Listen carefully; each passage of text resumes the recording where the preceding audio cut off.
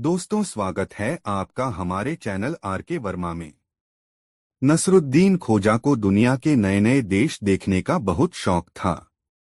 वह अपने शहर में टिक कर नहीं रह पाता था। एक बार अपने गधे पर बैठकर वह मध्य एशिया के देशों की सैर पर निकल पड़ा और लगभग 10 वर्षों तक इन देशों में घूमता रहा। इस बीच बगदाद, इस्तांबुल, तेहरान, बख्शीसराय, तिफलिस, दमिश्क, तबरेज, अखमेज आदि शहरों में गया, जहां उसने धन कमाने के साथ साथ अपने अनेक मित्र और प्रशंसक बनाए। जब इनसे उसका मन उचाट हो गया और अपने वतन की याद उसे आने लगी, तो वह एक दिन अपने शहर बुखारा की ओर चल पड़ा। डाकुओं से सामना। अपने गधे पर सवार होकर खोजा एक जंगल से गुजर रहा था कि एक स्थान पर उसे डाकुओं ने घेर लिया। सभी डाकू सशस्त्र थे। खोजा प्रतिरोध भी न कर सका। डाकुओं ने गधे की जीन में रखे कीमती जेवरात निकाल लिए। उन्होंने खोजा की सोने की मोहरों से भरी थैली भी साफ कर दी और खोजा को छोड़कर वहां से चलते बने। गनीमत यह रही कि उनका ध्यान मोहरों से भरी उस थैली पर नहीं गया जो खोजा ने एक कपड़े में लपेटकर गधे के पेट से बांध दी थी। उस दिन से खोजा ने निश्चय कर लिया था कि अब से वह अकेला नहीं जाएगा। ऐसे ही ख्यालों में डूबा खोजा आगे बढ़ रहा था।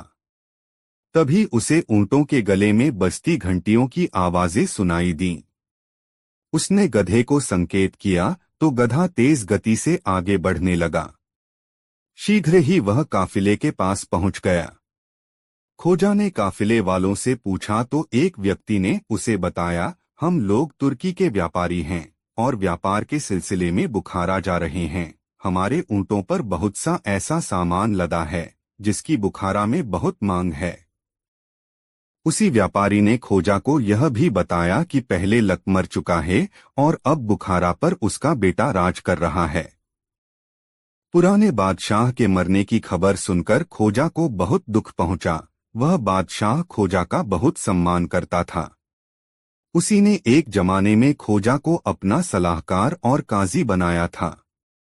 अब यह नया बादशाह क्या पता उसे पहचानेगा या नहीं। काफिला चलता रहा। जहां रात के समय काफिला पड़ाव डालता, खोजा भी वहीं ठहर जाता। काफिले के साथ साथ 2 सशस्त्र पहरेदार थे जो चलते समय चोर डाकुओं से काफिले की हिफाजत करते थे। 3 दिन की यात्रा के बाद शाम के समय वे लोग बुखारा के किले के बाहर जा पहुंचे। किले का पहरेदार अभी फाटक बंद कर ही रहा था कि व्यापारियों का सरदार जोर से चिल्लाया, ठहरो, किले का फाटक बंद मत करना। यह कहकर उसने सिक्कों से भरी एक थैली हाथ ऊंचा करके उसे दिखाई। रुपयों के लालच में पहरेदार ने पूरा फाटक खोल दिया। काफिले के साथ साथ खोजा भी जल्दी से किले में दाखिल हो गया। फाटक के पास एक मोटा सा मुंशी एक रजिस्टर लिए बैठा था। व्यापारियों ने उस आदमी को कर चुकाया और ऊंटों की नकेल थामे आगे बढ़ गए, लेकिन सिपाहियों ने खोजा को रोक लिया। नगर में आने का कर चुकाओ, मोटे मुंशी ने आदेश दिया। कैसा कर भाई? मैं इस नगर में पहली बार थोड़े ही आया हूं। पहले तो यहां शहर में आने पर कोई कर नहीं था। खोजा बोला, और फिर मैं यहां हमेशा के लिए रहने थोड़ी ही आया हूं। बेकार की दलीलें मत दो। मोटा बोला, जब तुम नगर में आए हो तो कर तो चुकाना ही पड़ेगा। यही बादशाह का आदेश है। मन मार कर खोजा ने कर चुकाया और गधे की ओर मुड़ा तो मोटा फिर बोल पड़ा, इस गधे का कर कौन चुकाएगा? इस गधे को नगर में लाने का भी कर चुकाओ, नहीं तो मैं फाटक खुलवाकर अभी बाहर कर दूंगा। खून के घूंट पीकर खोजा को गधे का कर भी चुकाना पड़ा। अब उसके सामने समस्या थी भोजन और रात को ठहरने की। एक जगह आगे जाने पर उसे एक सराय दिखाई दी। गधे को थपथपाकर वह सराय में घुस गया। उसने सराय वाले को कुछ रुपए दिए और अपने भोजन तथा गधे के लिए घास लाने को कह दिया। सराय के मालिक ने दोनों चीजों का इंतजाम कर दिया। भरपेट भोजन करने के बाद खोजा ऐसा सोया कि फिर अगले दिन सूरज निकलने पर ही उसकी आंखें खुली। वह उठा और गधे पर बैठकर अपने पुश्तैनी घर की ओर चल पड़ा। जब वह अपने घर के बाहर पहुंचा तो यह देखकर उसका दिल रो पड़ा कि उसका शानदार घर खंडहर हो चुका है। समूचे आंगन में खरपतवार उग आई थी। एक कमरा शेष था जिसमें खटखट की आवाज आ रही थी। खोजा उस कमरे में गया तो वहां एक लुहार लोहे की चीजें तैयार करता मिला। खोजा के पूछने पर उसने बताया कि यह घर उसे एक काजी ने दिया था, जो अब नए बादशाह के हुक्म से शहरदर किया जा चुका है। खोजा के पूछने पर उसी लुहार ने बताया कि इस मकान में रहने वाले पुराने बाशिंदे मर खप चुके हैं। सुना है कि नसरुद्दीन खोजा नाम का उनका एक वारिस था जो अब भी लापता है। अपने परिवार, पिता और पत्नी की ऐसी दर्दनाक हालत की खबर सुनकर खोजा का मन रो उठा, पर वह चुप रहा। चुपचाप अपने गधे पर बैठा और वापस उसी सराय की ओर चल पड़ा जहां उसने रात गुजारी थी। उस दिन से उसने नियम बना लिया। वह हर रोज बादशाह के दरबार में जाता और कोशिश करता कि नया बादशाह उसे पहचान ले। खोजा की मेहनत एक दिन रंग लाई। एक दिन जब वह दरबार में आगे को पंक्ति में बैठा हुआ था तो उसने देखा कि नया बादशाह उसे गौर से देख रहा है। दरबार की बर्खास्तगी के बाद जैसे ही खोजा जाने के लिए उठा, बादशाह ने उंगली के संकेत से उसे अपने पास बुलाया। डरता झिझकता सा खोजा बादशाह के पास पहुंचा और झुककर उसे बंदगी की। तुम खोजा हो? नसरुद्दीन खोजा? बादशाह ने पूछा। जी आलमपनाह, खोजा ने विनम्रता से उत्तर दिया। अरे भाई, कहाँ रहे इतने दिन तक? क्या किसी दूसरे मुल्क में चल गए थे? हाँ आलमपनाह, मैं कई देशों की सैर करने चला गया था, खोजा ने कहा। तुम कल शाम को हमारे महल में आना। तुम कहाँ घूम कर आए हो यह हमें बताना, बादशाह ने कहा। अगले दिन निर्धारित वक्त पर सरोजा बादशाह के महल में पहुंच गया। बादशाह एक ऊंचे सिंहासन पर विराजमान हो गया और खोजा एक छोटी कुर्सी पर बैठा। बादशाह ने पूछा, हमें तुम्हारी यात्रा के बारे में जानने की दिलचस्पी है। हम जानना चाहते हैं कि तुम किन किन मुल्कों में गए। लेकिन यह सब जानने से पहले हम यह जानना चाहते हैं कि क्या तुम हमारे सलाहकार बनना चाहोगे, जैसे कि पहले अब्बा हुजूर के सलाहकार के रूप में काम करते थे। जरूर आलमपनाह, यदि आप मुझे अपने डोरे साया लेते हैं तो आपको खिदमत करके मुझे बहुत खुशी होगी, खोजा बोला। तो समझ लो कि आज से तुम सरकारी मुलाजिम बन गए। तुम्हारे रहने और खाने का इंतजाम राज्य की भोर से कर दिया जाएगा। खोजा को मन मांगी मुराद मिल गई। यही तो वह चाहता था। अगले दिन से ही वह बादशाह की सेवा में पहुंच गया। बादशाह जटिल समस्याओं पर उससे परामर्श लेने लगा, साथ ही खोजा के हास्य का आनंद लेने लगा। दिन गुजरते चले गए। एक दिन बादशाह ने खोजा से कहा, कल हम दूर एक जंगल में शिकार खेलने के लिए जा रहे हैं। क्या हमारे साथ चलना चाहोगे, खोजा? बखूबी बादशाह सलामत। आपके अब्बा हुजूर के साथ मैं पहले भी कई बार शिकार पर जा चुका हूं। वे जब भी शिकार करने जाते थे मुझे ही साथ ले जाते थे। तब फिर तैयार रहना, हम दोनों ही चलेंगे। कहते हुए बादशाह उठ खड़ा हुआ। खोजा भी एक फर्शी सलाम करके कक्ष के बाहर निकल आया और अपने निवास स्थान पर चला गया। अगले दिन बहुत सवेरे दोनों अस्त्र शस्त्र साथ लेकर अपने घोड़ों पर बैठ जंगल की ओर चल पड़े। फासला दूर का था, दोनों ने घोड़ों की गति तेज कर दी। दोपहर होने से कुछ ही पहले दोनों जंगल में जा पहुंचे। दोपहर ढलने तक दोनों भटकते रहे, किंतु शिकार के नाम पर एक चिटड्डिया भी हाथ न लगी। दोनों ही थक चुके थे, एक तालाब के किनारे घने वृक्ष की छांव में बैठकर आराम करने लगे। घोड़ों को खुला छोड़ दिया गया ताकि वे भी पानी पीकर घास चरने लगें। अभी उन्हें बैठे हुए ज्यादा देर न हुई थी कि जंगल में से काली काली आकृतियां प्रकट होने लगीं। ये जंगल में रहने वाले आदिवासी थे। इनके हाथों में भाले और तीर कमान थे। उनमें से दो आदिवासियों ने बादशाह और खोजा के घोड़े पकड़े और कूदकर उन पर सवार हो गए। घोड़ों की पीठ पर उन्होंने डंडे जमाए तो घोड़े हवा से बातें करने लगे। शेष आदिवासी तेजी से घोड़ों के पीछे भागने लगे। जब तक बादशाह और खोजा संभलते, आदिवासी जंगल में विलुप्त हो गए। बादशाह और खोजा के चेहरे फीके पड़ गए। फिर बादशाह गुस्से से मुट्ठियां भींच कर बोला, जरा महल में पहुंच जाऊं। फौज भेजकर सारे जंगल की नाकेबंदी करवा दूंगा। चुन चुन कर मरवाऊंगा इन नालायकों को। बस्तियां जलवा दूंगा। वह तो बाद की बात है जहांपना। सूरज डूबने का समय हो रहा है, अब तो यहां से निकलने की फिक्र कीजिए, खोजा ने कहा। दोनों उठे और वापस शहर की दिशा में चल पड़े। कुछ आगे चलकर बादशाह बोला, ऐसे चुपचाप चलने पर तो रास्ता मिलेगा नहीं। तुम विदेशों में घूम कर आए हो, वहां की कोई बात सुनाओ। कुछ न हो तो कोई दिलचस्प कहानी ही सुना दो। मुझे मालूम है तुम्हें बहुत से किस्से याद हैं। मैं जब छोटा था तब तुम अब्बाजान को कहानियां सुनाते थे। यही ठीक भी रहेगा हुजूर। लीजिए, वक्त गुजारने के लिए मैं आपको एक कहानी सुनाता हूँ जो मैंने ईरान के बुजुर्ग से तब सुनी थी जब मैं कुछ दिन उसके यहाँ ठहरा था। दोस्तों, यह कहानी आपको किसी लगी कमेंट में जरूर बताएं। दो गुलजान से मुलाकात बहुत मजेदार कहानी।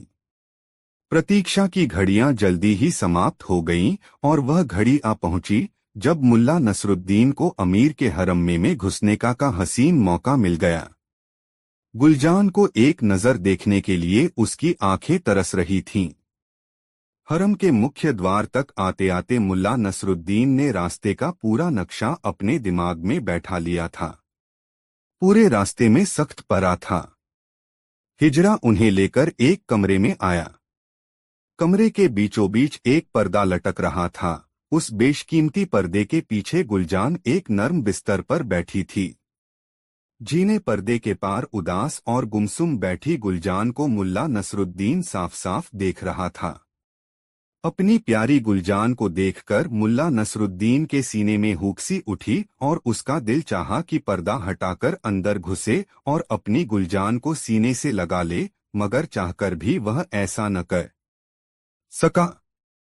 किसी प्रकार उसने अपने पर काबू पाया और धीरे से गुलजान को पुकारा। गुलजान। उसकी आवाज सुनते ही गुलजान के मुख से हैरत और दहशत भरी चीख निकल पड़ी। मुल्ला नसरुद्दीन को आशंका हुई कि घबराहट में कहीं गुलजान उसे असली नाम से न पुकार बैठे। आठ बड़ी जल्दी से वह बोला, मेरा नाम मौलाना हुसैन है। मैं नया हकीम नजूमी और आलिम हूँ और अमीर की खिदमत के लिए बगदाद से आया हूँ। तुम समझ रही हो न गुलजान? मैं बोलते बोलते वह रुका और अमीर की तरफ पलटा। शायद यह मेरी आवाज सुनकर डर गई है। हो सकता है कि अमीर आजम की गैर मौजूदगी में इस हिजड़े ने इसके साथ कोई बदसलूकी की हो। अमीर ने क्रोधित नजरों से हिजड़े को घूरा। हिजड़ा कांपता हुआ जमीन तक झुक गया। दहशत के मारे एक शब्द भी उसके हलक से न फूटा। ए गुलजान। मुल्ला नसरुद्दीन पुनः गुलजान से मुखातिब हुआ। तुम्हारे सिर पर मौत का साया मंडरा रहा है, लेकिन विश्वास रखो कि मैं तुम्हें बचा लूंगा। तुम्हें मुझ पर पूरा भरोसा करना चाहिए। मैं हर परेशानी, मुसीबत और रोग पर काबू पा सकता हूँ। मुल्ला नसरुद्दीन की आवाज वह लाखों में पहचान सकती थी। यह जानकर कि मुल्ला नसरुद्दीन उस तक आ पहुंचा है, उसकी खुशी का ठिकाना न रहा, मगर सावधान भी थी। वह जानती थी कि उसकी कोई भी गलत हरकत मुल्ला नसरुद्दीन का सिर कलम करवा सकती है। आंख बड़ी बारीक और धीमी आवाज में वह बोली, मैं आपकी बातें सुन रही हूँ। मैं आपको जानती हूँ तथा आपका विश्वास करती हूँ। ए गुलजान। तुम जरा मुझे अपना हाथ दिखाओ ताकि मैं तुम्हारे नाखूनों के रंग से तुम्हारी बीमारी का कारण जान सकूं। धीरे से रेशम का पर्दा हिला और रुई जैसा नाजुक हाथ बाहर आया। मुल्ला नसरुद्दीन ने धीरे से गुलजान का हाथ थाम लिया। सिर्फ उसका हाथ दबाकर ही सांकेतिक भाषा में वह अपने दिल की बात कह सकता है। वह जानता था कि जब उसने उसका हाथ दबाया तो धीरे से गुलजान ने भी उसका हाथ दबा दिया। मुल्ला नसरुद्दीन के दिल में हुक्सी उठी। वह कोई और भी हरकत कर सकता था यदि अमीर उसके कंधे पर न झुका होता। वह बड़े गौर से एक एक हरकत देख रहा था। मुल्ला नसरुद्दीन को अपने कंधे पर उसके सांस लेने की सरसराहट स्पष्ट सुनाई दे रही थी। मुल्ला नसरुद्दीन ने उसकी छोटी उंगली पकड़ ली और गौर से उसका नाखून देखने लगा। उसने चिंतित दृष्टि से अमीर की ओर देखा और गुलजान से पूछा, कहाँ दर्द है गुलजान? दिल में। वह एक लंबी सांस लेकर बोली, मेरा दिल गम और चाहत से लबरेज है। तुम्हारे गम का कारण क्या है? मैं जिससे मोहब्बत करती हूँ उससे जुदा हूँ, मुल्ला नसरुद्दीन ने अमीर के कान में कहा। यह अमीर आजम की जुदाई में बीमार है। यह सुनते ही अमीर का चेहरा खिल उठा। गुलजान पुनः बोली, जिसे मैं दिलोजान से चाहती हूँ वह मुझसे जुदा है। मुझे लगता है कि मेरा प्यार मेरे बिल्कुल करीब है, लेकिन न तो मैं उसे गले ही लगा सकती हूँ और न ही प्यार कर सकती हूँ। हाय, न जाने वह मुबारक घड़ी कब आएगी जब वह प्यार से मुझे अपने गले लगाएगा। मुल्ला नसरुद्दीन ने गहरा आश्चर्य जाहिर किया। या अल्लाह, इतने थोड़े समय में ही शहंशाह ने इनके दिल पर कैसा जादू कर दिया है। वल्लाह, मरहबा। यह सुनकर अमीर की खुशी का कोई ठिकाना न रहा। वह एक जगह खड़े नहीं हो पा रहे थे, बल्कि आस्तीन में मुंह छिपाए पागलों की भांति खींखी करके हंस रहे थे। अमीर की हरकतें देखकर पर्दे के पीछे बैठी गुलजान बड़ी मुश्किल से अपनी हंसी रोक पाई।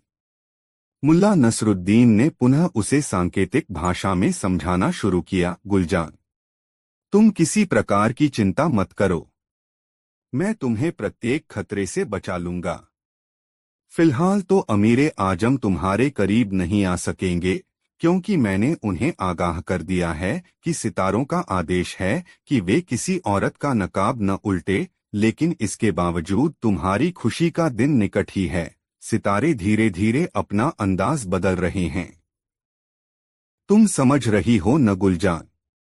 सितारे शीघ्र ही मुबारक होंगे और तुम अपने प्यारे, अपने सपनों के शहजादे की बाहों में होगी। मैं जिस रोज तुम्हें दवा भेजूंगा उससे अगले रोज तुम्हारी खुशी का दिन होगा। हाँ, दवा पीने के अगले रोज तुम तैयार रहना अपने दामन में खुशियां भरने के लिए। गुलजान से यह खुशी बर्दाश्त नहीं हो पा रही थी। वह कभी रोती कभी हंसती। वह बोली, शुक्रिया ए मौलाना हुसैन, आपका लाख लाख शुक्रिया ए हकीम मौलाना हुसैन। मैं समझ गई कि मेरा प्यार मेरे बिल्कुल नजदीक है। मुझे लगता है कि उसके और मेरे दिल की धड़कनें एक हो गई हैं। मैं उसके बिना नहीं रह सकूंगी। और फिर उसे समझा बुझाकर मुल्ला नसरुद्दीन और अमीर हरम से वापस लौट आए। दरबार में आकर अमीर ने सोने के सिक्कों से भरी थैलियां मुल्ला को भेंट की। फिर मुल्ला नसरुद्दीन अपने आवास की ओर बढ़ गया। दोस्तों, वीडियो को एक लाइक जरूर कर दे। 3 मुल्ला का भेद खुला मजेदार कहानी। सुबह का वक्त गुजरता जा रहा था। ज्यों-ज्यों सूरज चढ़ रहा था त्यों-त्यों गर्मी बढ़ती जा रही थी।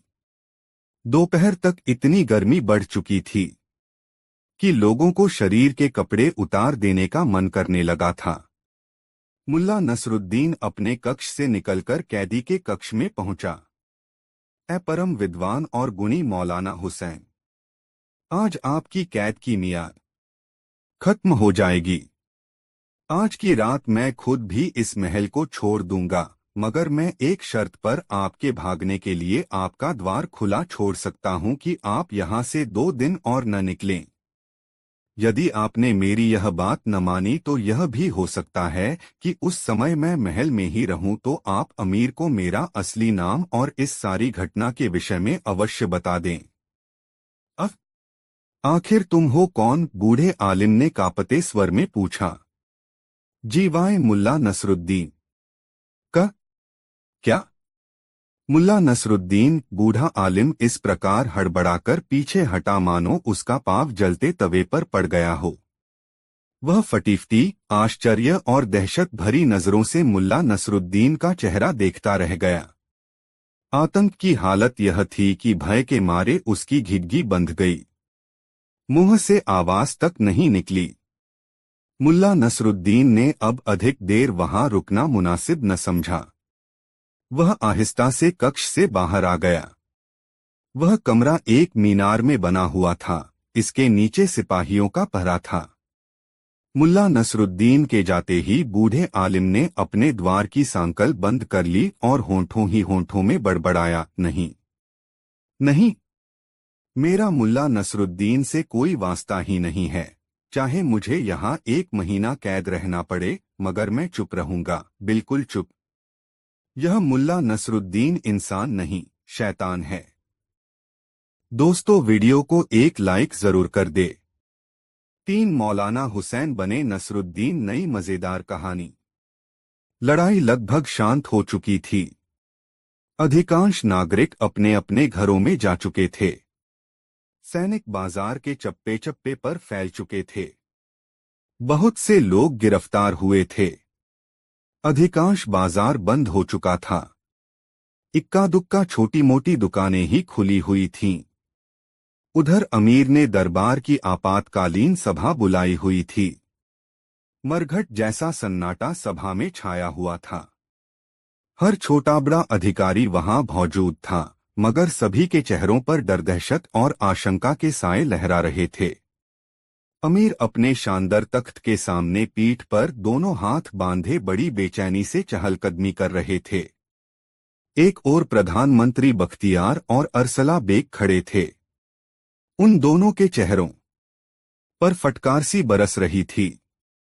दिल ही दिल में वे मुल्ला नसरुद्दीन को करोड़ों गालियां बक चुके थे, इसके बावजूद भी गालियों का सिलसिला जारी था। एकाएक अमीर रुके और सब पर एक दृष्टि डालकर बोले, यहाँ जो भी कुछ हुआ या हो रहा है, सब आप लोगों के सामने है। अब आप लोगों की क्या राय है? इस मुसीबत से कैसे छुटकारा पाया जाए, यह सवाल हम पहली बार नहीं कर रहे हैं। सब मौन थे, कोई कुछ न बोला। सब सिर झुकाए बैठे रहे। उन्हें खामोश देखकर एकाएक अमीर की मुखमुद्रा बदल गई। उनके चेहरे पर भूकंप के से भाव दिखाई देने लगे। अब तो कई लोगों की जुबानें तालू से जा लगीं, हलक सूख सूख गए। सबसे बुरा हाल बख्तियार और अरसला बेग का था। मुल्क में अमन चैन का पूरा दारोमदार उन्हीं पर था। मगर इससे पहले कि अमीर कोई सख्त हुक्म जारी करते कि एक कर्मचारी उनके सम्मुख हाजिर हुआ और बोला, आका का इकबाल बुलंद रहे।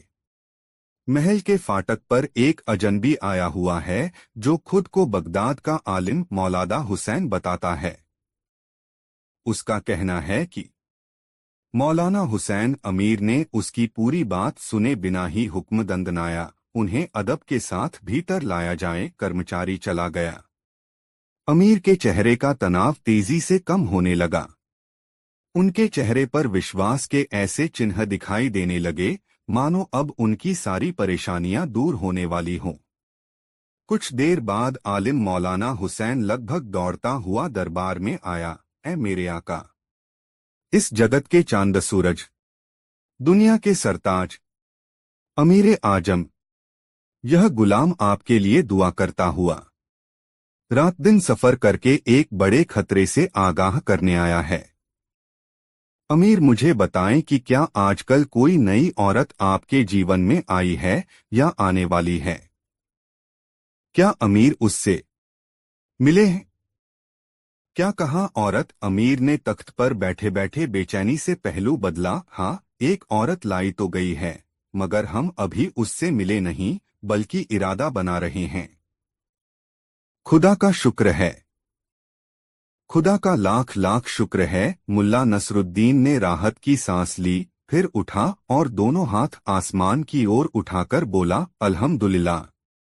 अल्लाह ने विद्वता और गंभीरता का सितारा डूबने से बचा लिया। मैं अमीरे आजम को बता देना चाहता हूं कि कल रात सितारों व ग्रहों की स्थिति ऐसी थी जो कि उनके लिए काफी खतरनाक थी।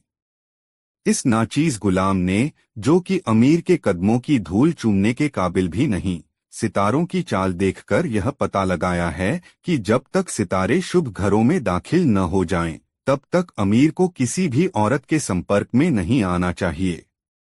साथ ही यह भी सच है कि यदि आप ज्योतिष शास्त्र की चेतावनी का अपमान करते हैं तो आपकी बर्बादी सुनिश्चित है। यह तो अल्लाह का शुक्र है कि मैं सही समय पर पहुंचकर आपको सावधान कर सका। अमीर ने बीच में ही उसे टोका, तुम कहना क्या चाहते हो मौलाना हुसैन? मुल्ला नसरुद्दीन भी अपनी किस्म के एक ही शख्स थे। पूरे आत्मविश्वास से वह बोलते चले गए, मेरे आका, मुझे इस बात की बड़ी खुशी है कि मैं ठीक समय आपको सचेत करने आ पहुंचा हूं। मैं आज के दिन अमीर को किसी औरत को छूने से रोक सका, मेरे आका। मैंने सारी प्रजा को गमगीन होने से बचा लिया। मुल्ला नसरुद्दीन प्रसन्नता और आत्मविश्वास का ऐसा प्रदर्शन कर रहा था कि अमीर को उसकी बात पर विश्वास करना ही पड़ा। जब मुझे अमीरे आजम का हुक्म मिला कि मैं उन्हें अशुभ ग्रह नक्षत्रों के अनिष्टकारी प्रभाव के विषय में सचेत करूं, तो मुझे बड़ी खुशी हुई और मैं जरूरी तैयारियां करके तुरंत ही बुखारा के लिए चल दिया। मैंने चलने से कई दिन पहले अमीर की जन्मपत्री तैयार की और उसी समय से अमीर की खिदमत में जुट गया। कल जैसे ही मैंने खगोल नक्षत्रों की जांच की तो पता चला कि वे अमीर के लिए अशुभ व अनिष्टकारी राशि में हैं। सितारा अलशुला, जो डंक की अलामत है, सितारा अलकल्ब, जो दिल का सूचक है, के मुकाबले गर्दिश में है। आगे मैंने 3 सितारे अनलगफ, जो कि औरत के नकाब की अलामत हैं, 2 सितारे अलिकलील, जो कि ताज की अलामत हैं, तथा 2 सितारे अशरतान, जो सींग की अलामत हैं, देखे। मुल्ला नसरुद्दीन एक पल के लिए रुका, फिर कई गहरी सांसें लीं और दरबार का जायजा लिया। सभी दम साधे उसकी बकवास सुन रहे थे। वह धारा प्रवाह इस प्रकार बोले जा रहा था मानो बहुत बड़ा आलिम हो। मैंने मंगल को देखा, जो मंगल ग्रह का दिन है, तथा यह दिन शुक्रवार के खिलाफ बड़े लोगों व अजीम शख्सियतों की मौत का सूचक है। अमीरों के लिए बड़ी ही बदशगुनी का प्रतीक है। यह सब बुर्ज और रास देखकर मैं समझ गया कि ताजपोश अमीर की मौत के डंक का खतरा बना रहेगा यदि वह किसी औरत के नकाब को छुएगा। आठ मेरे आका, मैं आपको सावधान करने की गर्ज से फौरन भागा चला आया। मैंने रात दिन दौड़ाकर 2 ऊंट मार डाले, बाद में मैं बाकी रास्ता पैदल तय करके यहाँ पहुंचा हूँ। अमीर अत्यधिक प्रभावित दिखाई देने लगे। वह बोले, मौलाना हुसैन, क्या यह सच है कि माप दौलत पर इतना भारी खतरा मंडराया हुआ है? क्या यह बात तुम दावे से कह सकते हो? कहीं तुमसे कोई गलती तो नहीं हुई? गलती और मुझसे? तौबा तौबा हुजूरे आली। बगदाद से बुखारा तक आप एक भी शख्स ऐसा नहीं गिना सकते जो इलाज करने में या सितारों के विषय में मुझसे ज्यादा जानता हो या जो मेरी बराबरी कर सके।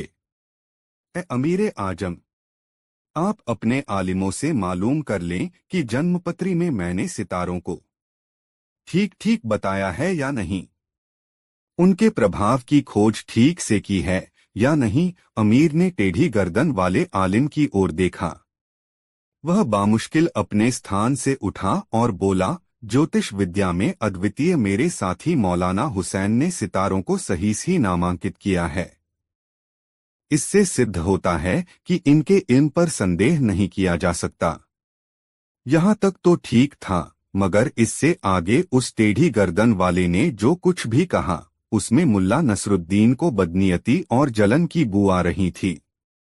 वह कह रहा था, विद्वता में सर्वोपरि मौलाना हुसैन साहब ने अमीरे आजम को चांद की 16वीं मंजिल के विषय में तथा उन राशियों के बारे में क्यों नहीं बताया जिनमें वह मंजिल आती है, क्योंकि कैफियतों के बिना यह कहना व्यर्थ है कि मंगल का दिन अजीम शख्सियतों की मौत का दिन है।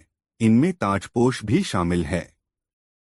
मंगल ग्रह की मंजिल एक राशि में है, उरुज दूसरे में, ठहराव तीसरे में तथा उतार चौथे में। इसी प्रकार मंगल ग्रह के एक नहीं 4 घर हैं, लेकिन विद्वान मौलाना हुसैन साहब ने एक ही दर्शाया है। अपनी बात कहकर आलिम खतरनाक अंदाज में मुस्कराया। दरबारी लोग आपस में कानाफूसी करने लगे। वे सोच रहे थे कि नया आलिम उलझन में फंस गया है, मगर वे क्या जानते थे कि उनके सामने आलिमों का आलिम मुल्ला नसरुद्दीन खड़ा है, जिसने जीवन में कभी हार मानना नहीं सीखा। वह बिना किसी झिझक या परेशानी के बड़े ही नम्र लहजे में बोला, मेरे विद्वान व होशियार साथी, इनके इस दूसरे क्षेत्र में भले ही आप मुझसे अव्वल जानते हों, लेकिन जहां तक सितारों का सवाल है, उनके शब्दों से साफ जाहिर है कि विद्वान इब्न बज्जा के ज्ञान से वे पूरी तरह नावाकिफ हैं।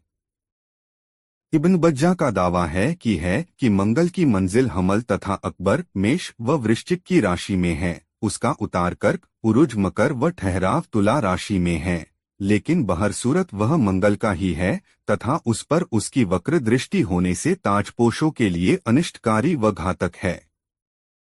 इस प्रकार धारा प्रवाह रूप से बोलते वक्त मुल्ला नसरुद्दीन को इस बात की तनिक भी परवाह नहीं थी कि वह सही बोल रहा है या गलत। वह तो जानता था कि ऐसे मौकों पर बड़बोले और बातूनी लोगों की ही जीत होती है।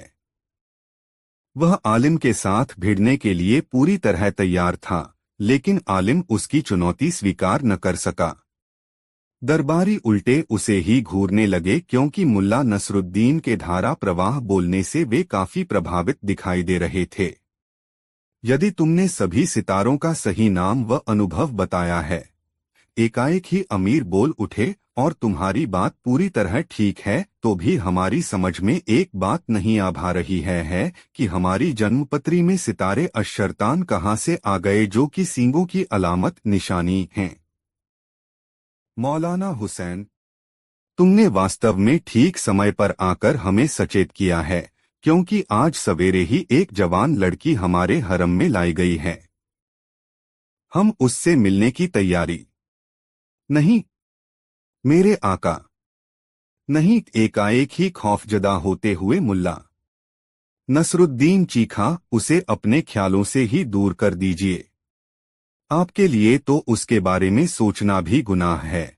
जिस प्रकार चीखकर असभ्य तरीके से वह अमीर को संबोधित कर रहा था, हालांकि वह दरबारी सभ्यता के विपरीत था, किंतु वह जानता था कि इस प्रकार का नाटक करके ही वह अमीर के अधिक निकट पहुंच सकता है। इसे अमीर के प्रति उसकी वफादारी ही माना जाएगा। इस प्रकार उसने अमीर से उस लड़की को न छूने की पूरी गर्मजोशी से आरजू मिन्नत की। वह बोला, ऐ मेरे अमीरे आजम, मैं चाहता हूं कि मुझे आंसुओं का दरिया बहाना न पड़े और न ही गम का काला लिबास पहनना पड़े। मौलाना हुसैन के इस परामर्श से और परामर्श देने के ढंग से अमीर अत्यधिक प्रभावित दिखाई देने लगे। वह बोले, मौलाना हुसैन, घबराओ मत, तसल्ली रखो, हम अपनी रियाया के दुश्मन नहीं हैं जो हम उसे आंसू बहाने पर मजबूर करें। हम तुम्हें विश्वास दिलाते हैं कि हम अपने जीवन की पूरी हिफाजत करेंगे, क्योंकि हमारा जीवन हमारी रियाया की अमानत है। मेरा विश्वास करो कि तुम्हारी सलाह के बिना हम उसका तो क्या, किसी भी औरत का मुंह नहीं देखेंगे। फिर उन्होंने हुक्का गुड़गुड़ाया। उसके बाद हुक्के की नली आलिम की ओर बढ़ा दी। नए आलिम ने सिर झुकाकर तहेदिल से अमीर की इस मेहरबानी को कबूल किया। यह देखकर सभी दरबारी ईर्ष्या से जल उठे। प्रधानमंत्री बख्तियार और सेनापति अरसला बेग तो ऐसा महसूस कर रहे थे जैसे उन्हें भरे दरबार में नंगा कर दिया गया हो। तभी अमीर ने ऐलान किया, माबदौलत नए आलिम मौलाना हुसैन को अपने राज्य का विद्वान शिरोमणि मुकर्रर करने की मेहरबानी करते हैं। उनकी विद्वता तथा ज्ञान, साथ ही माबदौलत के प्रति वफादारी लोगों के लिए मिसाल है। अमीर बोलते जा रहे थे और दरबार के मुहर्रिर तेजी से रजिस्टरों पर अपनी कलम चला रहे थे। फिर अमीर ने सभी दरबारियों को संबोधित किया, जहां तक तुम लोगों का सवाल है, माबदौलत अपनी सख्त नाराजगी जाहिर करते हैं। इसका सबसे बड़ा कारण यह है कि मुल्ला नसरुद्दीन द्वारा फैलाए गए खतरों के अतिरिक्त भी माबदौलत के सिर पर मौत का खतरा मंडरा रहा था, जिसकी तरफ तुम में से किसी ने भी उंगली उठाई। मौलाना ना हुसैन, जरा इन न मुखों के इन मुखा चेहरे तो देखो, बिल्कुल गधे नजर आते हैं। वास्तव में पूरी दुनिया में किसी भी बादशाह ने ऐसे लापरवाह मंत्री न रखे होंगे। मौका अच्छा था, मुल्ला नसरुद्दीन ने फौरन आग में घी डाला। आप बिल्कुल ठीक कहते हैं आलमपना। मैं तो यह भी कहना चाहता हूं कि इन मुखों के चेहरों पर नेकी और ईमानदारी की झलक भी दिखाई नहीं देती। ये लोग चोर हैं, सबके सब चोर। अमीर ने पूरे आत्मविश्वास और क्रोध से कहा, ये दिन रात हमें लूटते रहते हैं। हमें महल की हर चीज पर नजर रखनी पड़ती है। बादशाह होकर हमें खुद अपनी छोटी छोटी वस्तुओं की हिफाजत करनी पड़ती है। ये लोग अक्सर हमारी कोई न कोई वस्तु गुम कर देते हैं। आज सुबह ही हम अपना रूमाल बाग में भूल आए। मौलाना हुसैन, हमें बताते हुए बड़ी शर्म आ रही है कि आधा घंटा भी नहीं लगा इन्हें वह रूमाल गायब करने में। तुम तो समझ ही गए होगे न मौलाना कि आखिर यह गंदी और गिरी हुई हरकत किसने की होगी। अमीर बोल रहे थे और मुल्ला नसरुद्दीन की पैनी नजरें दरबारियों पर थिरक रही थीं। रूमाल का जिक्र आते ही उसने टेढ़ी गर्दन वाले आलिम को नजरें चुराते देखा। फिर उसने बड़ी सफाई से अपने लिबास की दाहिनी जेब दबाई। मुल्ला नसरुद्दीन की पारखी नजरों से उसकी यह हरकत छुप न सकी। वह बड़ी तसल्ली से अपने स्थान से उठा। धीरे धीरे चलता हुआ आलिम के पास पहुंचा। फिर बड़ी सफाई से उसके लिबास की जेब में हाथ डालकर उसने वह रूमाल खींच लिया जो सोने के तारों से कढ़ा हुआ था। अमीरे आजम, क्या इसी रूमाल के खो जाने पर आप दुखी हैं? यह देखकर आश्चर्य और भय के मारे सभी दरबारी सत्ते में आ गए। नया आलिम वास्तव में ही खतरनाक प्रतिद्वंद्वी सिद्ध हो रहा था। यह टेढ़ी गर्दन वाला वही आलिम था जिसने मुल्ला नसरुद्दीन का विरोध किया था और अब पहले ही झटके में मुल्ला नसरुद्दीन ने उसे तबाह कर दिया। उसका भांडा फूट चुका था। यह सब देखकर भय के मारे सभी अधिकारियों के दिल बैठे जा रहे थे। यह देखकर अमीर गरजकर बोले, वाकई मौलाना हुसैन, वाकई तुम बड़े काम के आदमी हो। अल्लाह गवाह है, यही हमारा रूमाल है। तुम कमाल के आदमी हो मौलाना हुसैन। फिर वह दरबारियों की ओर पलटे, आखिर तुम रंगे हाथों पकड़े ही गए। तुम लोगों ने हमारा बड़ा नुकसान किया है, मगर अब एक धागा भी तुम लोग नहीं चुरा पाओगे। जहां तक इस गंदे चोर का सवाल है, इसके पूरे शरीर के बाल नोचकर इसके तलवों में 100 बेंत मारे जाएं। इसे नंगा करके उल्टा गधे पर बैठाया जाए तथा चोर चोर कहते हुए इसे सारे शहर में घुमाया जाए। बादशाह का हुक्म सुनते ही अरसला बेग ने सैनिकों को इशारा किया। अगले ही पल सिपाहियों ने आलिम को दबोच लिया, फिर धकेलते हुए बाहर ले गए। आलिम बुरी तरह चीख चिल्ला रहा था। बाहर सिपाही उस पर बुरी तरह पिल रहे थे। इस मौके पर जिस किसी सिपाही को उससे कोई खंदक थी, वह बढ़-चढ़ कर हिस्सा ले रहा था। कुछ देर बाद जब उसे दरबार में पेश किया गया तो वह बिल्कुल नंगा था तथा उसके शरीर के सारे बाल नुचे हुए थे। वह बड़ा ही भद्दा और कुरूप नजर आ रहा था। उसका पूरा शरीर खून से लहूलुहान था। ऐसा लगता था कि उसी दाढ़ी और साफे ने ही आज तक उसकी बदकारी और बदनीयती को छिपा रखा था। ऐसी शक्ल वाला व्यक्ति गुंडा, बदमाश और चोर ही हो सकता था। इस पाजी को मेरी नजरों के सामने से दूर करो, इसके साथ वैसा ही सुलूक किया जाए जैसा हमारा हुक्म है। अगले पल सैनिक उसे किसी जानवर की भांति थकियाते हुए बाहर ले गए। अमीर उसके जाने के बाद काफी देर तक नए आलिम से बातें करते रहे। दरबारी शांत भाव से खड़े या बैठे थे।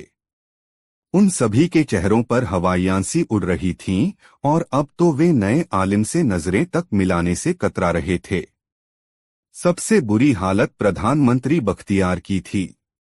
उसे अपने अधिकार छिनकर नए आलिम के हाथों में जाते दिखाई दे रहे थे और दिल ही दिल में वह उसे शिकस्त देने की नई योजना सोच रहा था। अभी मौलाना हुसैन उर्फ नसरुद्दीन और अमीर के बीच सफर आदि की बातें चल ही रही थीं कि तभी एक पहरेदार दौड़ता हामफता वहां आया और चीखते हुए बोला, अमीर आजम को मालूम हो कि राज्य में अशांति फैलाने वाले मुल्ला नसरुद्दीन को गिरफ्तार कर लिया गया है। क्या? अमीर उछलकर खड़े हो गए। उसे फौरन दरबार में हाजिर किया जाए। अगले ही पल कुछ सिपाही एक बूढ़े को घसीटते हुए लाए और तख्त के सामने फर्श पर फेंक दिया। वह था असली मौलाना हुसैन। उसे देखते ही मुल्ला नसरुद्दीन को सारा दरबार घूमता हुआ प्रतीत होने लगा। दोस्तों, वीडियो कैसा लगा कमेंट में जरूर बताएं। दोस्तों, बगदाद के खलीफा हारून रशीद एक दिन अपने महल में उदास बैठे थे। तभी वजीर जाफर किसी काम से वहां आ पहुंचा। बादशाह को चिंतित देखकर वह चुपचाप हाथ बांधकर एक तरफ खड़ा हो गया। थोड़ी देर बाद खलीफा ने आंख उठाकर उसकी तरफ देखा और फिर नजरें नीची कर ली, लेकिन बोले कुछ नहीं। यह हाल देखकर वजीर से न रहा गया। सिर झुकाकर वह अदब से बोला, हुजूर, आज यह कैसी उदासी आप पर छाई है? काहे का सोच है जो इतने फिक्रमंद हैं? खलीफा बोले, कोई खास बात नहीं है। कभी कभी मेरी हालत ऐसी हो जाती है। अब तुम कोई तरकीब सुझाओ कि तबीयत हमारी कुछ बदले और दिल से यह बोझ उठे। इस पर वजीर ने कहा कि हुजूर का हमेशा से यह दस्तूर रहा है कि अक्सर भेस बदलकर प्रजा का हाल जानने को शहर में गश्त लगाया करते हैं। आज का दिन तो खास तौर से हुजूर ने इसी काम के लिए तय कर रखा है, इसलिए बेहतर हो अगर कुछ वक्त इसी काम में लगाया जाए। खलीफा यह सुनकर उठे और मुस्कराकर वजीर से बोले, यह बात तूने अच्छी याद दिलाई। जा जल्दी भेस बदल कर आ, तब तक हम भी पोशाक बदल लेते हैं। फिर दोनों 2 घड़ी शहर का चक्कर लगाएंगे और अपनी प्रजा का हाल मालूम करेंगे। थोड़ी देर बाद दोनों अपना अपना भेस बदलकर सौदागरों का भेस बनाकर शहर का हालचाल मालूम करने निकल पड़े। चलते चलते वे शहर से बाहर निकल गए। आगे एक नदी थी। नदी पर पुल बना था। दोनों चाहते थे कि नदी पार कर बस्तियों में कुछ देर घूमा जाए। तभी पुल के नुक्कड़ पर बैठे एक अंधे फकीर की आवाज उनके कानों में पड़ी। दोनों रुक गए। फिर फकीर ने आवाज लगाई, ओ जाने वालों, अल्लाह के नाम पर इस अंधे फकीर को भी कुछ देते जाओ। खलीफा ने अपनी जेब से एक अशर्फी निकाली और उसके हाथ पर रख दी। इस पर अंधे ने खलीफा का हाथ पकड़कर कहा, ऐ मेरे दाता, यह खैरात देकर तूने इस अंधे पर बड़ा एहसान किया। अब एक और मेहरबानी कर दो। खलीफा ने पूछा, वह क्या? फकीर बोला, एक धौल मेरे सिर पर लगा कि मैं इसी सजा के लायक हूं, बल्कि इससे भी ज्यादा के। और यह कहकर उसने खलीफा का हाथ छोड़कर उसका दामन पकड़ लिया।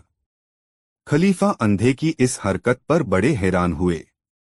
बोले, ऐ भले आदमी, तेरे सिर पर धौल लगाकर अपनी खैरात के पुण्य को क्यों नष्ट करूं? भला यह कोई बात हुई? यह कहकर उन्होंने अपना दामन छुड़ाकर आगे बढ़ना चाहा, मगर फकीर ने दामन और कसकर पकड़ लिया और कहा कि ऐ मेरे मेहरबान, मेरी इस गुस्ताखी को माफ कर और एक धौल मेरे सिर पर जरूर लगा। नहीं तो अपनी यह खैरात की हुई अशर्फी वापस ले ले, क्योंकि मैंने कसम खा रखी है कि बिना धौल लगवाए खैरात नहीं लूंगा और मैं इस कसम को नहीं तोड़ूंगा। अब खलीफा क्या करते? मजबूर होकर आहिस्ता से एक धौल उस अंधे के सिर पर मारा और वजीर को आगे बढ़ने का इशारा किया। अंधे ने खलीफा का दामन छोड़ दिया और दोनों हाथ उठाकर उन्हें दुआ दी। वजीर और खलीफा दोनों वहां से आगे बढ़े, लेकिन चंद कदम आगे जाकर खलीफा ने वजीर को हुक्म दिया, इस फकीर को कल दोपहर की नमाज के बाद हमारे दरबार में हाजिर होने का हुक्म दिया जाए। हम इसकी अजीब कसम की वजह मालूम करना चाहते हैं।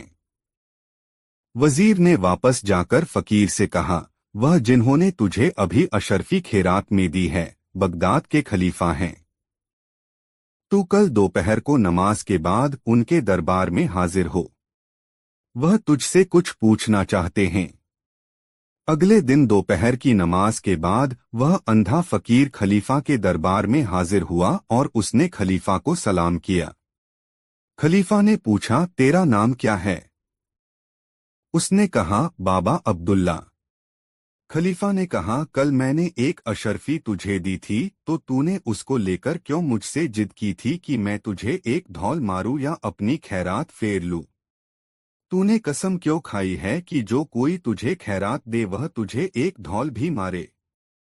अपनी इस अजीबोगरीब कसम की वजह फौरन सच सच बयान कर। खलीफा का यह हुक्म सुनकर बाबा अब्दुल्ला ने अपने सिर को जमीन तक झुकाया और फिर अदब से हाथ बांधकर बोला, हुजूर, पहले मेरी गुस्ताखी जो कल मैंने बेपहचाने आपके हुजूर में की थी, माफ करें और फिर मेरी दास्तान सुने। हुजूर, मैं इसी बगदाद शहर का रहने वाला हूँ। मेरा जन्म यहीं हुआ था। मेरे माँ बाप बहुत सारी दौलत मेरे लिए छोड़कर मरे, लेकिन मैं इतना नासमझ निकला कि अपने आवारा दोस्तों के साथ उसको जल्दी ही बर्बाद कर डाला। जब पास में कुछ न रहा तो वे दोस्त भी मुझे अपने हाल पर रोता छोड़कर अपने अपने रास्ते चले गए। मैं सोचता रह गया कि क्या करूं। कभी दोस्तों की बेवफाई पर सिर घुनता, कभी अपनी कमकली पर पछताता। पर अब क्या हो सकता था? लाचार होकर जो कुछ जमा पूंजी बाकी रह गई थी उसे इकट्ठा किया और किसी तरह उससे कुछ ऊंट खरीदे और उन ऊंटों को किराए पर चलाने लगा। अब चूंकि समझ आ गई थी, इसलिए बहुत सोच समझकर खर्च करता और कुछ आगे के लिए भी बचा कर रखता। जब इतना रुपया इकट्ठा हो जाता कि एक ऊंट खरीदा जा सके तो उससे ऊंट खरीद लेता। इस तरह होते होते मेरे पास 80 ऊंट हो गए। उन ऊंटों के किराए से मुझे काफी आमदनी होने लगी और मैं फिर से ठाठ बाट से अपनी जिंदगी गुजारने लगा। लेकिन अभी मुझे पूरी तरह अक्ल कहाँ आई थी, हुजूर। अगर आ गई होती तो आज इस हालत में क्यों पहुंचता। इतना कहते कहते बाबा अब्दुल्ला की आंखों में आंसू आ गए। उन्हें किसी तरह अपने कुर्ते की आस्तीन से पोंछते हुए वह बोला, खुदाबंद, अब आगे का हाल अर्ज करता हूँ। एक दिन का जिक्र है। मैं एक सौदागर का माल जहाज में लदवाकर अपने खाली ऊंटों को लिए बगदाद को लौट रहा था। रास्ते में क्या देखता हूँ कि एक बहुत बड़ा हरा भरा चरागाह सामने है। मैंने सोचा 2 घड़ी आराम कर लिया जाए। इतनी देर में ऊंट भी अपने पेट भर लेंगे और मैं भी थोड़ा आराम कर लूंगा। यही सोचकर मैंने ऊंटों को उस चरागाह में चरने के लिए छोड़ दिया। खुद एक पेड़ के साए में आराम करने के लिए लेट गया। इतने में एक फकीर जो बगदाद से पैदल चला आ रहा था वहां आ पहुंचा। वह उसी पेड़ के नीचे आकर मेरे पास बैठ गया। हम दोनों में दुआ सलाम हुई। फिर आपस में बातचीत होने लगी। थोड़ी देर बाद मैंने खाना निकाला, खुद खाया और फकीर को खिलाया। फकीर इस पर बहुत खुश हुआ और बोला, यहाँ से बहुत ही नजदीक एक जगह है। वहां पर एक छिपा खजाना है जिसमें बेशुमार दौलत है। इतनी बेशुमार कि अगर तुम उससे अपने सारे ऊंट भी भर लो तो भी ऐसा लगे कि खजाना ज्यों का त्यों है। यह सुनकर मैं बहुत खुश हुआ और फकीर से बोला, आप तो फकीर हैं, खुदा से लो लगाए हैं, इसलिए दुनिया की दौलत से आपको क्या लेना देना, लेकिन मैं हूं दुनियादार आदमी। मेहरबानी करके मुझे उस खजाने का अतापता बता दीजिए, मैं अपने ऊँटों को वहां ले जाऊंगा। अगर आपका जी चाहे तो आप भी दौलत से लदा एक ऊँट ले लेना, मैं खुशी खुशी आपको भेंट कर दूंगा। मैंने हुजूर यह बात कहने को तो कह दी, लेकिन मेरा मन भीतर से मुझे कोस रहा था कि एक ऊँट बिना वजह इस फकीर को देने का वादा किया, यह उसका क्या करेगा। लेकिन वह फकीर भी एक ही था। बोला, वाह, एक ऊँट के ये मैं तुम्हें इतने कीमती और बड़े खजाने का पता क्यों बतलाऊं। हाँ, एक सूरत में उस खजाने का पता बता सकता हूँ कि तुम सब ऊँट मेरे साथ ले चलो, उस खजाने से उन्हें भर लाएंगे, फिर उन 80 ऊँटों में से आधे तुम्हारे आधे हमारे। अगर मेरी यह शर्त तुम्हें मंजूर नहीं तो तुम अपनी राह लगो और मैं अपना रास्ता पकड़ता हूँ। इस पर मैंने सोचा, 40 ऊँटों पर लदा हुआ खजाना भी क्या कम है, मेरी आने वाली 7 पुश्तों को काफी होगा। सो फौरन राजी हो गया और ऊँटों को लेकर उसके साथ चल पड़ा। थोड़ा सफर करने के बाद हम दोनों एक पहाड़ के दर्रे में पहुंचे, जिसकी राह बहुत तंग थी, इसलिए ऊँटों को कतार बांधकर वहां से ले जाना पड़ा। थोड़ा आगे जाकर उस फकीर ने मुझसे कहा, अब तुम यहीं पर ऊँटों को बिठाकर मेरे साथ आओ। मैं उन सबको वहीं बिठाकर उनके साथ हो लिया। फकीर ने थोड़ी लकड़ियां जमा करके एक पथरी और लोहे का टुकड़ा अपने पास से निकालकर आग पैदा की और उनको जलाया। फिर आग पर कोई खुशबूदार चीज डालकर कुछ मंत्र पढ़े, जिन्हें मैं कतई न समझ सका। मंत्रों के पढ़ते ही आग से गहरा धुआं उठा और ऊपर जाकर फट गया। अब जहां वह धुआं फटा था वहां एक टीला नजर आने लगा, जो पहले दिखाई नहीं पड़ता था। फिर मेरे देखते देखते हमारी जगह से उस टीले तक एक रास्ता सा बन गया। गौर से देखा तो पाया कि वह रास्ता टीले के ऊपर एक बड़े मकान के दरवाजे तक जाता था। दरवाजा उस वक्त खुला हुआ था। हम दोनों ऊँटों समेत उस मकान में पहुंचे। भीतर जाकर देखा कि बेशुमार दौलत, अशरफियां, हीरे जवाहरात और सोने चांदी के रूप में वहां बड़े बड़े ढेरों में सजाकर रखी हुई हैं। बस फिर क्या था, हम दोनों ने उस धन को ऊँटों पर लादना शुरू किया और बहुत देर की मेहनत के बाद हम सब ऊँटों को हीरों और अशरफियों से भरकर बाहर लाए। खजाने का दरवाजा बंद किया और चलने का इरादा करने लगे, लेकिन तभी वह फकीर उस खजाने का दरवाजा खोलकर एक बार फिर उसके भीतर गया और वहां से एक संदूक में से एक लकड़ी की डिबिया निकाल कर लाया और मुझे दिखाकर उसने वह डिबिया अपनी जेब में रख ली। फिर हम उन ऊँटों को आधे आधे बांटकर उस पहाड़ी दर्र से बाहर निकले। थोड़ी दूर आगे जाकर एक दूसरे से जुदा हुए। फकीर अपनी राह पर आगे बढ़ा और मैं बगदाद के लिए रवाना हुआ। चलते वक्त मैंने उस फकीर का बहुत बहुत शुक्रिया अदा किया कि उसकी मेहरबानी से मुझे इतनी दौलत मिली, लेकिन अभी मैं चंद कदम ही आगे बढ़ा होऊंगा कि मुझ पर शैतान सवार हो गया। मेरे दिल में लालच ने सिर उठाया और कहा कि यह फकीर जिसके आगे पीछे दुनिया में कोई नहीं, इतनी दौलत का क्या करेगा। उल्टे इतनी दौलत और इतने ऊने की सार संभाल में इसका सारा वक्त लगने लगेगा। फिर यह खुदा को किस वक्त याद किया करेगा। यह सोचकर मैं वापस मुड़ा और उस फकीर को आवाज लगाई। फकीर मेरी आवाज सुनकर रुक गया। नजदीक पहुंचकर मैंने उससे कहा, बाबा आप तो फकीर हैं, आप इतने धन दौलत का क्या करेंगे, फिर आपको इतने ऊँटों की देखभाल करने में भी तकलीफ होगी। इससे बेहतर है कि मुझे 10 ऊँट और दे दो। इस पर वह फकीर बोला कि भैया, सच कहता है कि इतने ऊँटों को रखना मेरे बस का नहीं। तू जितने इनमें से लेना चाहे ले ले। लेकिन मेरे मुंह से तो 10 की बात निकली थी, सो मैं 10 ही लेकर वापस हो लिया। लेकिन तभी ख्याल आया कि जब इस फकीर ने 10 ऊंट बिना किसी मलाल के दे दिए तो 10 उससे और मांग लेने चाहिए। यह सोचकर मैं फिर उस फकीर के पास गया और कहा, बाबा आप 30 ऊंटों का भी क्या करेंगे? 10 मुझे और दे दो।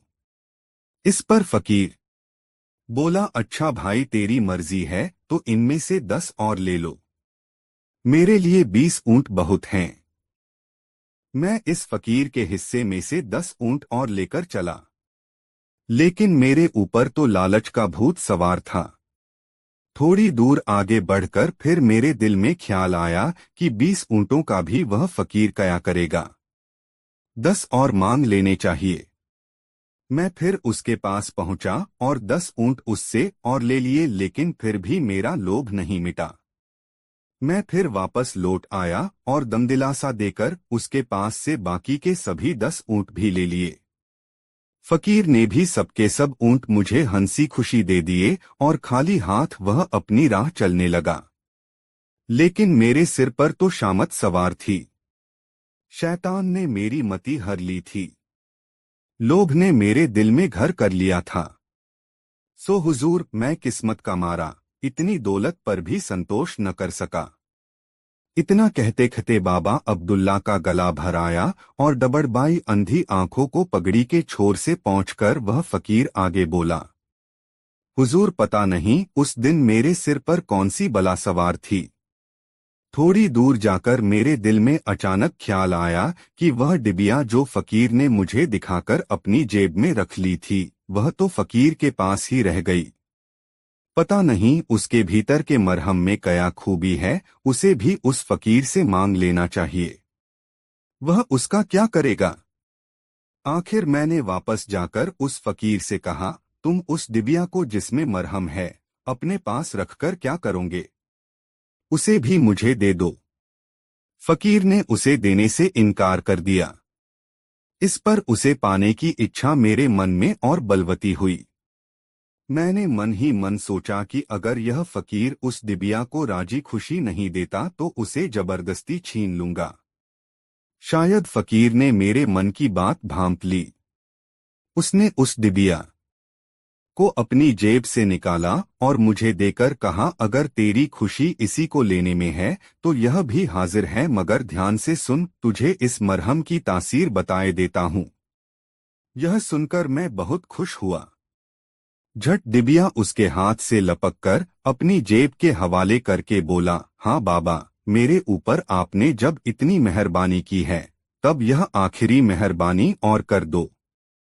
मैं सारी उम्र आपका एहसानमंद रहूंगा। बताओ मरहम की तासीर क्या है? इस पर फकीर ने उस मरहम की यह तासीर बताई कि अगर इसको बाईं आंख बंद करके पलक के ऊपर लगाओ तो दुनिया में जितने खजाने जहां जहां छिपे पड़े हैं सब नजर आने लगेंगे, और अगर इसी मरहम को दाईं आंख पर लगाओ तो तुम दोनों आंखों से अंधे हो जाओगे। उस फकीर की यह बात सुनकर मैंने वह डिबिया उसे देकर कहा, जरा इसे मेरी बाईं आंख पर लगाकर दिखाओ ताकि आपकी बात को सच्चाई का पता चले। बस मैंने अपनी बाईं आंख बंद कर ली। फकीर ने वह मरहम उसकी पलक पर लगा दिया और लो कमाल हो गया। सारी दुनिया के खजाने नजर आने लगे। तब मैंने इस लाभ में कि दाईं आंख पर मरहम लगाने से ज्यादा नजर आएंगे, अपनी दाईं आंख बंद करके फकीर से कहा कि अब जरा इस आंख पर भी लगा दो। इस पर फकीर बोला, तुम इस आंख पर मरहम मत लगवाओ, नाहक में अंधे हो जाओगे और बाद में पछताओगे। मगर मेरे सिर पर तो लोभ का भूत सवार था। मैं न माना। वह फकीर ज्यों ज्यों मुझे समझाता मेरी हठ उतनी ही और बढ़ती जाती। मैंने कहा, बाबा क्यों बहकाते हो? यह कैसे हो सकता है कि एक ही मरहम की दो तासीर हो? फकीर ने मुझे बहुत समझाया, लेकिन मेरे तो सिर पर शामत सवार थी। मैं किसी तरह भी न माना। बस मेरी हठ पर उसने वह मरहम मेरी दाईं आंख पर लगा दिया, और जब मैंने आंख खोल कर देखा तब अपने को दोनों आंखों से अंधा पाया। मैंने अपना सिर अपने हाथों से पीट लिया। रो रो कर उस फकीर से कहने लगा, जो तुम कहते थे आखिर वही हुआ। हाय हाया बाबा, तुमने यह क्या कर डाला? काश तुम मुझे वह खजाना न दिखाते तो मेरे सिर पर लालच का यह भूत न चढ़ता। हाय, अब मैं क्या करूं?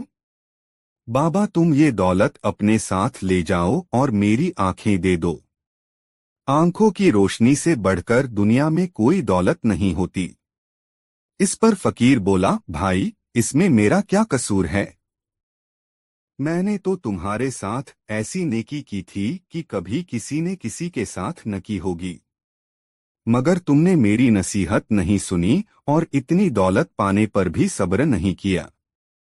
मैंने जो कुछ किया और कहा उसे फरेब समझा। अब तुम्हें इसकी सजा भुगतनी ही होगी। इससे बचने का कोई उपाय नहीं। मैंने रो रो कर उस फकीर के पांव पकड़े, हाथ जोड़े, बहुत बहुत खुशामद की, लेकिन फिर उसने मेरी किसी बात का जवाब नहीं दिया। वह मुझे उसी हालत में रोता बिखलता छोड़कर धनदौलत से लदे हुए 80 ऊंट अपने साथ लेकर पता नहीं किस तरफ रवाना हो गया। मैंने चिल्ला चिल्ला कर उससे यहाँ तक कहा कि कम से कम मुझे अपने साथ शहर तक तो ले चलो, लेकिन उसने मेरी एक नहीं सुनी। बस मैं रोता भटकता उस जंगल में जहां तहां फिरने लगा।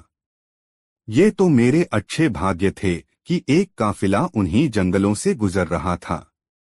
मैं उसी के साथ बगदाद आ गया। यहाँ मुझ अंधे को कौन पहचानता, कौन मेरी बात का यकीन करता?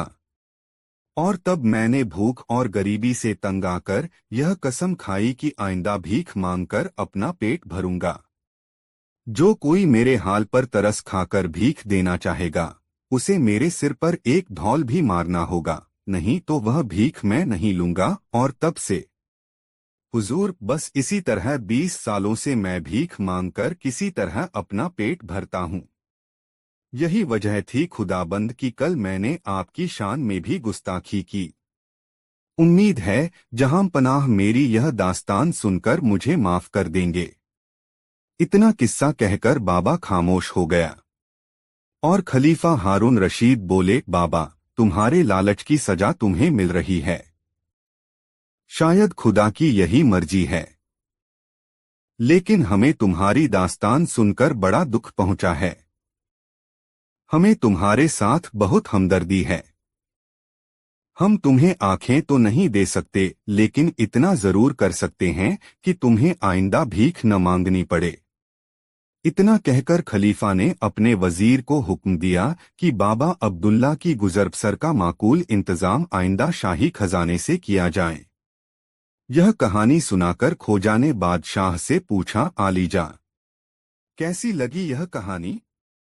बहुत अच्छी, बेहद दिलचस्प, बादशाह बोला।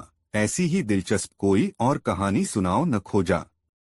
ठीक है, खोजा बोला, मैं आपको वह कहानी सुनाता हूँ जो मैंने एक फकीर के मुख से सुनी थी।